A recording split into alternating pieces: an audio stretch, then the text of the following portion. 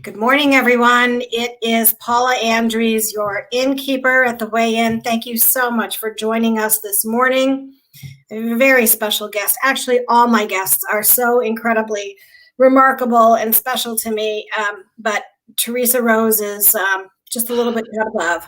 So Teresa and I have known each other again since I started the Weigh-In, which was 2010. The latter part, I know. And I don't even remember how we met through Laura. That's right. Wow. Good morning, Denise. And I'm going to flash on the screen Teresa's before and after. Just before that, I want to remind everybody at the end that the Inn does not sponsor or derive any financial benefits from any products or services. We don't promote, we don't encourage. I have people on here to tell their story and what worked for them, to share their experience, strength, and hope, so that hopefully we can garner something from their experience that we can take with us and help us on our recovery. And obesity is a process of recovery. It's a huge mental, psychological, spiritual, physical shift. And Teresa has certainly done that, and she's going to tell us more about that. Teresa, if you have us on any other speakers or anything else on, I heard a little bit of feedback. So if anybody, I think I've got everybody muted. Wow, look at all the people here this morning. People here today. Crap. Good morning, Denise and my cousin Lori, Sherry, Jamie, Laura. Wow, look at this. Oh, Sherry's like, love Teresa. And then my cousin Lori, of course, I love her. She's another one. Denise triple digit weight too. Nicole Shannon. All right, there's Jamie. All right, I am going to flash a screen right now to show Teresa's before and after. Can you guys see that? Right. So before we get started on your full story, Teresa, I'm curious. How did you feel? How did you feel in that before body? Just so incredibly sad. I got to tell you, Paula, when I saw this came out of a video, this is a long time ago. I paid a lot of money to get this picture because I never wanted to forget how I felt. And I saw my brother-in-law taking that video and I went, oh my goodness, get out of the water. Get a towel. I felt so mortified. Terrible. So, hey, good morning, Shirley and Carol. Good morning, Shirley. I know Shirley. Yep. And Carol and Jan. Wow, everybody. Great. So what was the point you saw this picture? Did that break you? Did that make you want to lose the weight? Oh, it takes more than that to get me to stop using my drug of choice, girlfriend. No, it was a start. It was one of the starts. I had many touch points along the way that were little taps and little sparkles that said, wow, that didn't feel good. You're not happy with that, and this was one of them. When I got the shot, I realized it was like, from the divine telling me, because look, it's like a whale tail in the rock behind me. I said, it's like Jesus in a door. I'm like, really, just really wasn't working. It took me 6 more months to get back, and quite a bit. The picture on the right, I took last fall. And I had been brave enough to rent the runway because goodness knows I wasn't going to ever do clothes. And for fear that they wouldn't fit. And I thought, look at me. And I took a selfie to make sure it would be okay to be in public. Isn't that crazy? It is crazy, but it's crazy what we do, and it's crazy what we don't do, right? So talk to me about what was your bottom. When did you finally realize that this had to change? Well, I had several. I realized that at Christmas time in '96, my brother-in-law showed a video of Christmas of our holiday that summer in Yosemite, and this was on the video. And I was sitting on the sofa with my husband with a big bowl of nuts, and we were drinking eggnog. I mean, and it had been like weeks and weeks of that. And I looked and I thought, and I remember saying, well, that minimizer bathing suit didn't do what it promised. And ha ha ha, right? Always the joke, but inside I went, oh my gosh, I remember how I felt, but I never thought I was going to have to see it again. You can pass on by. I was right shortly after that because I was going to be 40 the next year. I'm 63 now, but I was going to be 40. And I remember starting to tell everyone, I'm going to be 40 next year and I'm not going to be fat anymore. And they would all go, okay. I mean, I told everybody, Paula. I told people at the grocery store. I told everybody. And at one point, mid-January, maybe I was at a wrestling tournament with my kids, and everybody was circling me up because I had all the ice chest full of snacks. And I said, I'm going to be 40 this year, and I'm not going to be fat anymore. And this one little skinny woman said, when's your birthday? And I went, Halloween. And she said, you better get started. And I remember thinking, oh my God, she doesn't think that 9 months is enough time to lose as much weight as I have to. And the sad part for me was, and this was probably bottom, I didn't know if I could do it either. She didn't know if I could do it. I didn't know if I could do it. My self-efficacy was at such a low. And that's the belief that you can do it.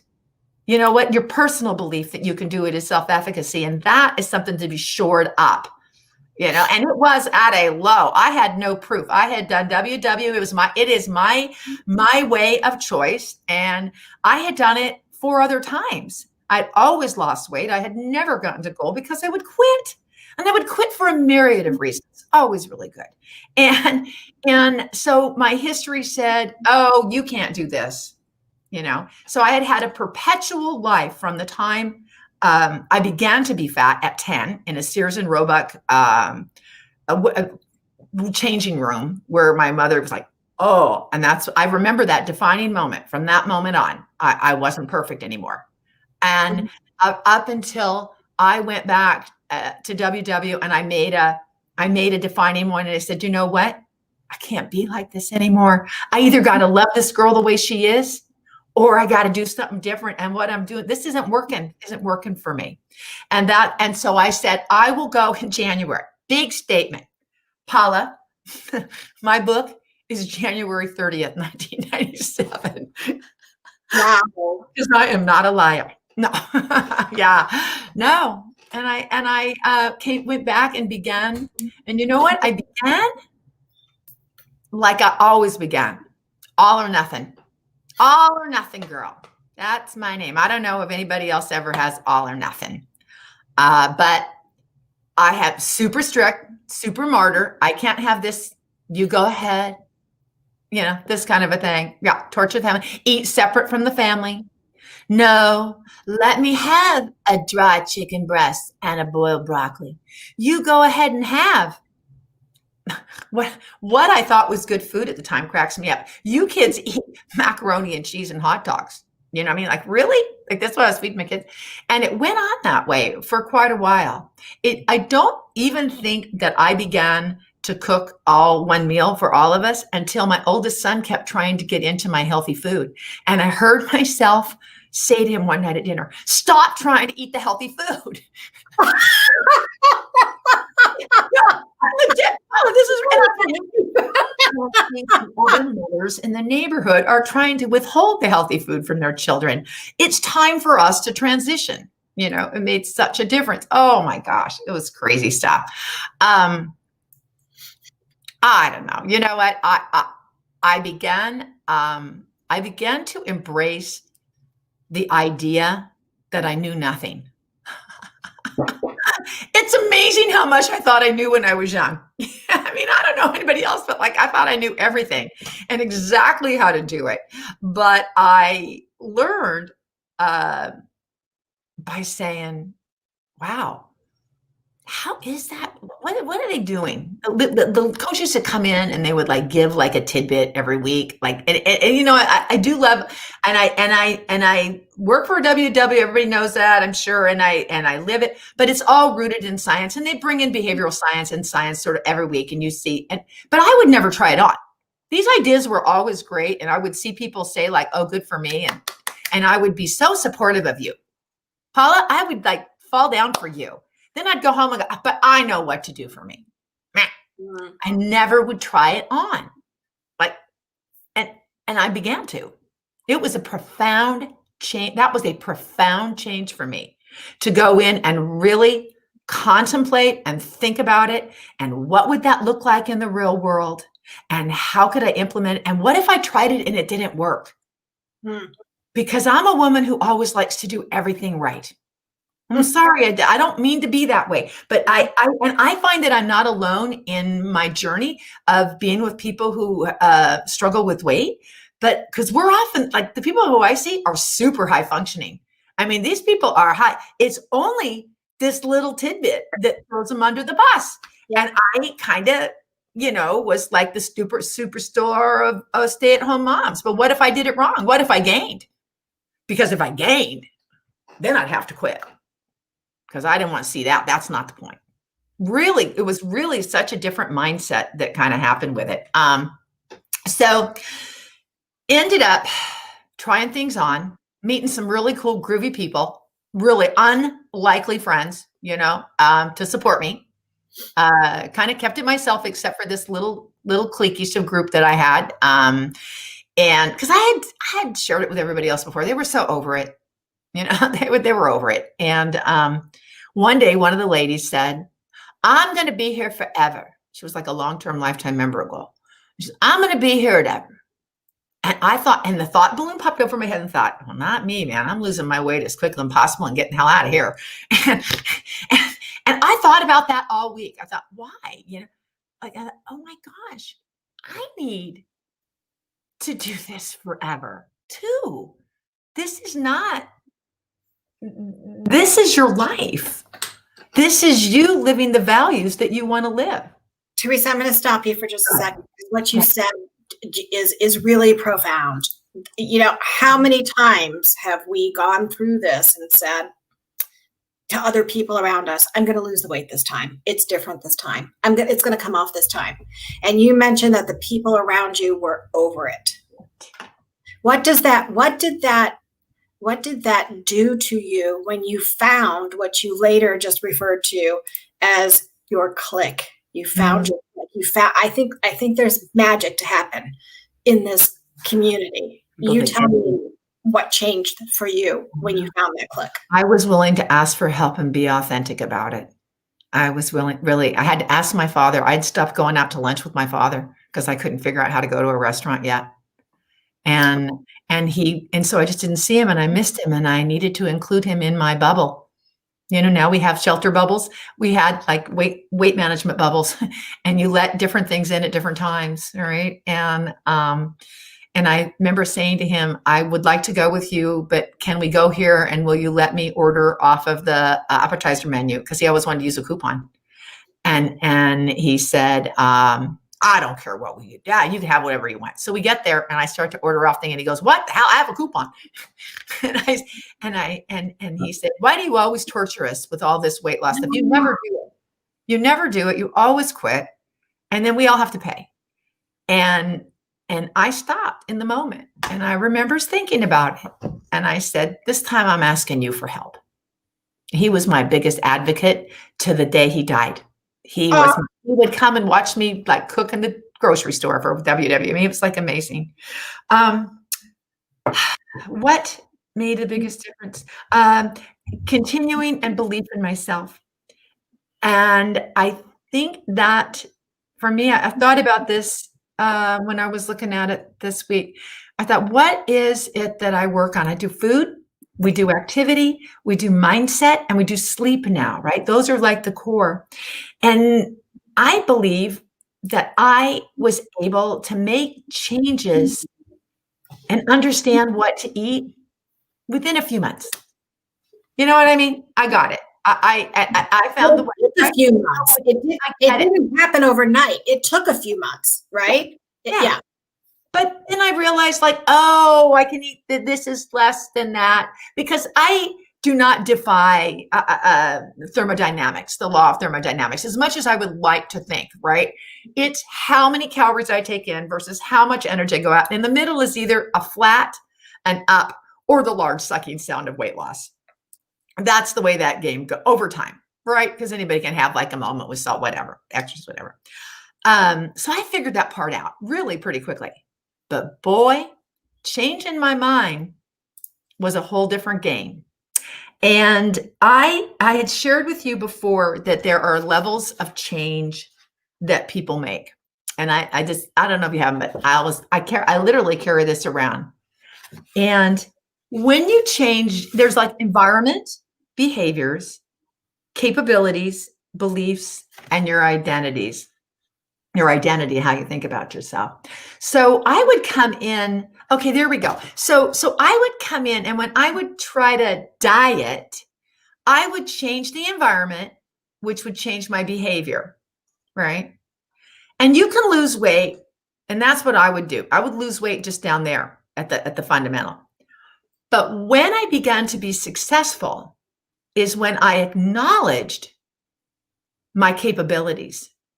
Things that I would be embarrassed to even acknowledge before, when I'd say, you know what? The last time I had overindulgence with cookies, I only had 4. And I used to eat the whole sleeve. You're talking about Oreos, right? Yeah. You're talking about Oreos, right? You know what I mean? Or any. That was an example. But that would have always been an epic fail to me, Paula. That would have been in the fail column for the girl who wants to do things right. Instead of saying, wow, I see you improving. I would go out and walk, and I didn't walk. I would pride myself in not exercising. And then, so to start to shore up those capabilities alters your belief, that self-efficacy I was talking about. All of a sudden, I start to be able to trust Teresa. Teresa's interesting. Teresa is doing some things differently and allowing herself to do things differently.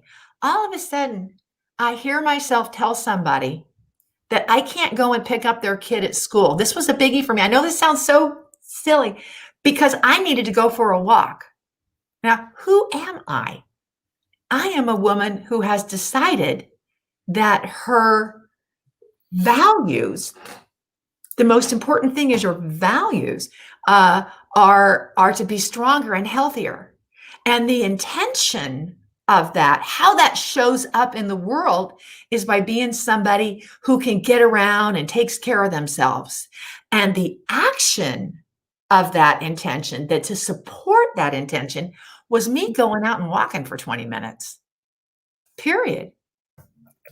Because that was living a life that reflected me.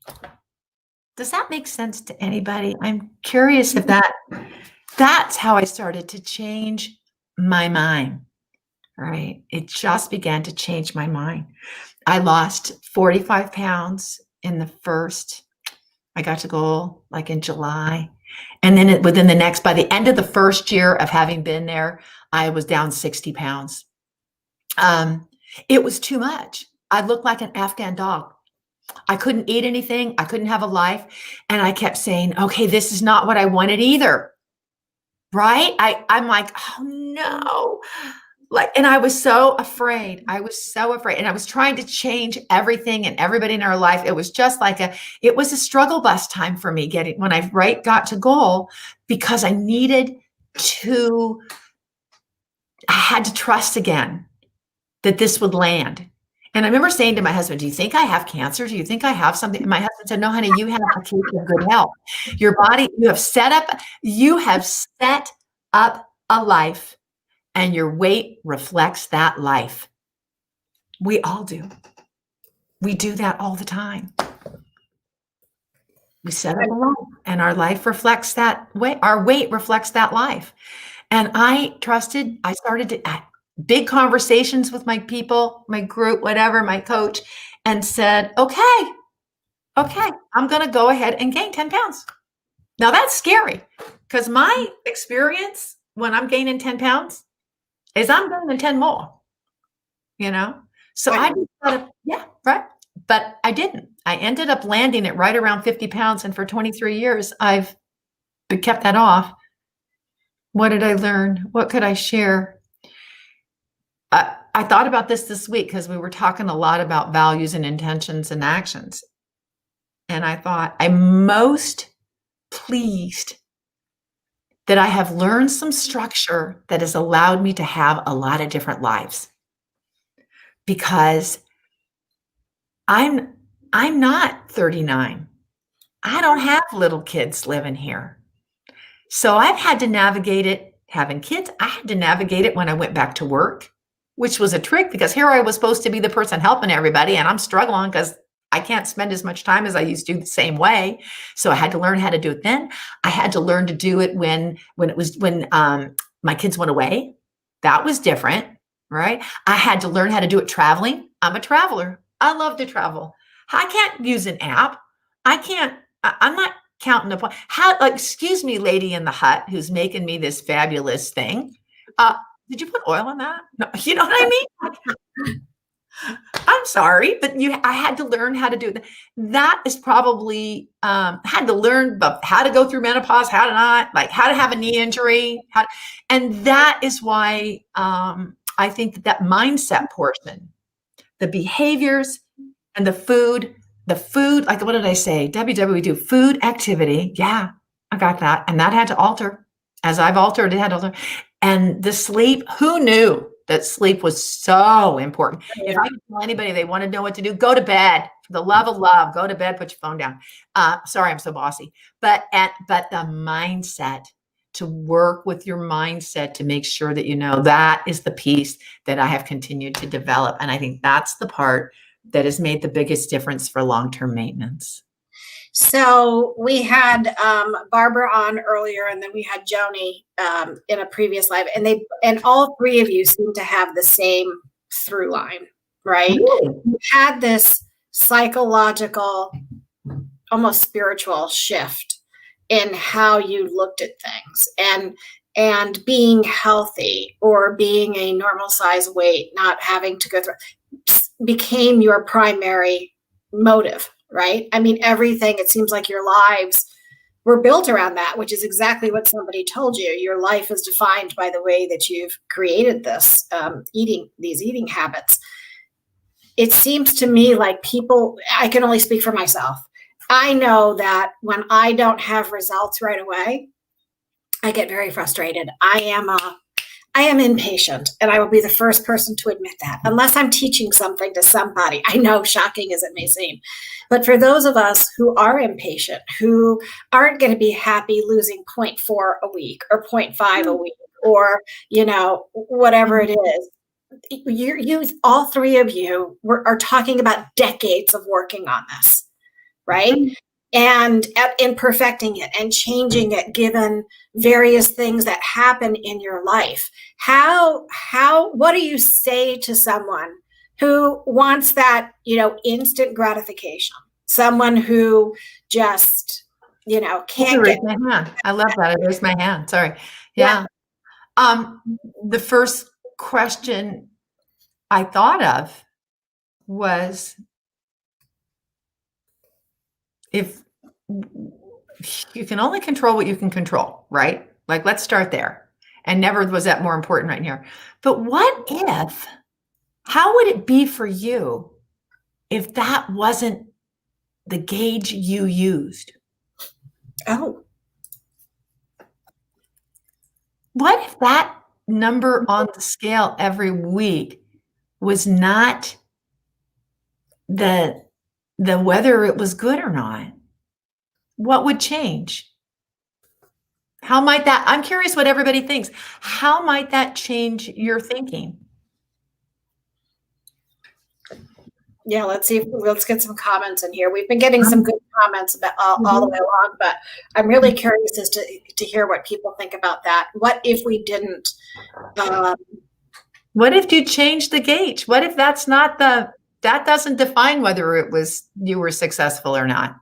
What might happen with your thinking? To let go of control. Yeah. Control of what? Yeah. I mean, what are we really trying to control here? Are we trying to control that moment is what I've come down to. Am I trying to control that moment, or am I trying to control Jamie, yeah. What non-scale victories are no, here we go. I think we're getting to the core of this, because what's happening? Yes, if the scales didn't exist, how would you know you were successful? Yes, absolutely, Barbara. What's happening that you're feeding then, that you're trying to control with a cookie? Or whatever, fill in the blank, whatever it is. What might happen if you change that whole idea that number is, like 0.4, like what is it? 0.2 a week means you lost 26 pounds this year. I mean, you go to the grocery store and ask somebody, did you lose 26 pounds this year? And then most of them will say, like, excuse me, do you have your mask on? No. Yeah, but yet one of us would say 0.2.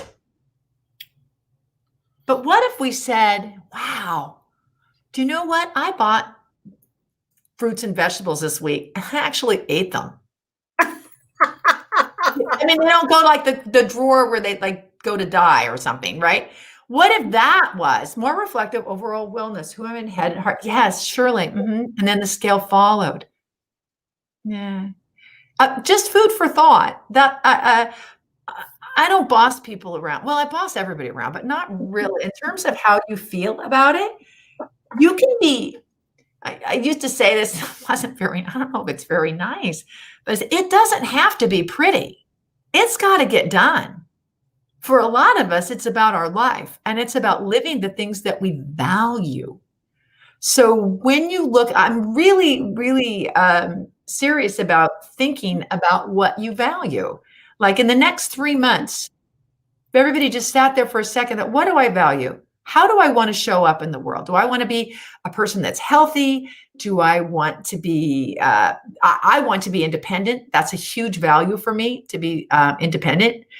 Do you want to be, is your faith? What is it? What is it that you are, is really your primary value? Then you go in and say, well, what's my intention? Like, how does that show up in the world? All right. So I'm independent. I want to be independent. And I find that independence shows up in the world as being physically strong. For me, I want to be able to get up off the floor when I fall down. And I do. I'm sorry. I want to be able to get myself off the toilet. I've had to lift too many older people off the toilet. I want to help. I want to try to be sometimes you can't control me, but I think that. So how does that show up in my actions? I lift some light weights. It's enough. It makes it different. It makes me stronger. That's how I live, with the intention that I have. A goal you can cross off. An intention is a compass. Check your intentions. How do you want to show up in the world? And then your behaviors will be in line. This helps bridge the gap between big picture, what I really want long term, and ancient brain, wow, that looks good. Okay. I'm taking feverish notes here. I do want to share something that Kathleen, who I've also known for well over 20 years, shares with us. It's a life change. Changing your behavior must happen forever. Not I lost X amount and now I go back to my previous behavior. I think that's really like the root of it. Nicole also makes a good point. I threw away failure and success. I embrace changes that come with changes I may need to make. So that's pretty intense too. So we are, believe it or not, at the end of our 30 at the end of our 30 minutes. Just because I do represent WW, if anybody wants to come, I'm a national virtual coach. If you want to come on, please continue the conversation. I'd love to have you. Yes, and I would highly recommend that just for that very reason. So I met Teresa online through a couple of different channels, and I will tell you that she and Barbara and so many of you have been with me from the start of this. Always going to be with you, Paula, to goal and beyond, my friend. Yeah, it's all good. Close us out. Everybody will follow. Good to see you. Thank you for this. Thank you for this. I'm so grateful to have this opportunity. Thank you, everybody, for coming. Bye, everyone. Have a great Sunday.